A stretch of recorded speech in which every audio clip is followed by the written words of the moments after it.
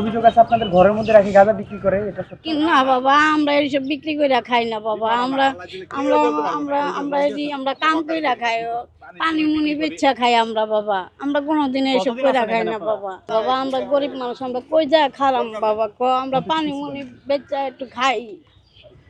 আমরা কই যা খারাম কারণ আমাকে কি কেউ গরিব গরিব কেউ ইয়া নাই।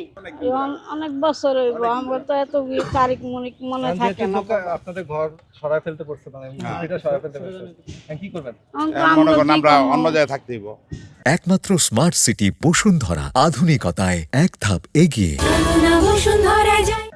রাস্তা ছাড়া তো আমগো রাস্তা ছাড়া আসলে সরকারি জায়গা, এখানে সরকারি জায়গা, এটা তো আমরা মনে করেন মানুষের রয়েছে দিকে আমরা নিচ্ছি, এছাড়া অন্য কিছু না। কি বলছে আপনাদের? বলছে যে এখান থেকে সেরা যায় সরাই দেবো ইনশাল্লাহ। আমরা হকারি করি, পানি পুনি বেশি, বাঙ্গারিও টোকাই, ওই যে বোতল মতল টোকাই না। একবার ভাঙ্গা দিছিল, ভাঙ্গা যাওয়ার পরে আমরা গেছিলাম না, গিয়ে স্টেডিয়ামের দিকে থাকতাম। তারপরে আবার মনে করেন যে মানুষজন আইসে, পরে আমরা আসছি। এখন বেশি দিনে মানে 5-6 মাস হইব এরকম। আচ্ছা, এই যে পুলিশের অভিযান পরিচালনা করছে, কিছু বলছে ম্যাজিস্ট্রেট কি বলছে? বলছে যে ম্যাজিস্ট্রেট কইছে যে আপনারা খায়া লইয়া আপনারা চলে যাবেন, মানে এটি বানান যাবে না, এখানে ঘরমর বানান যাবে না। আমরা কতদিন ধরে এখানে আছেন, কি করেন আপনি? আমরা হকারি আমরা করি। এই যে বাঙ্গারি টুকাই, এই যে বাঙ্গারি আছে দেখেন, আমরা বোতল মতল টুকায় খাই, এই হকারি করি আমরা। হকারি করে খাই।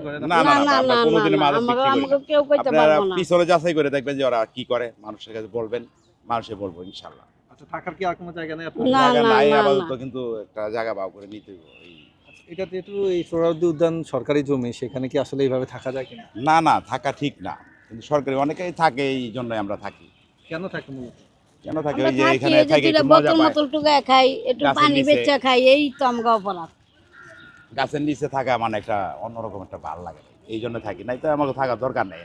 এটা তো আমরা আপনাদের কোনো বাসা ভাড়া নিয়ে? বাসা ভাড়া যায়, আমাদের ওই সম্পদ তো নাই বাবা, আমরা তারপর আমরা এতিম, কোনো জমাই নেই, আমরা খুব মানে কষ্টে আছি। চেষ্টা করবো রুম ভাড়া নিয়ে থাকতে। কি রান্না করতেছিলেন? কেন আপনাকে ওই ভাত, যে ডিম। ডিম আর ভাত।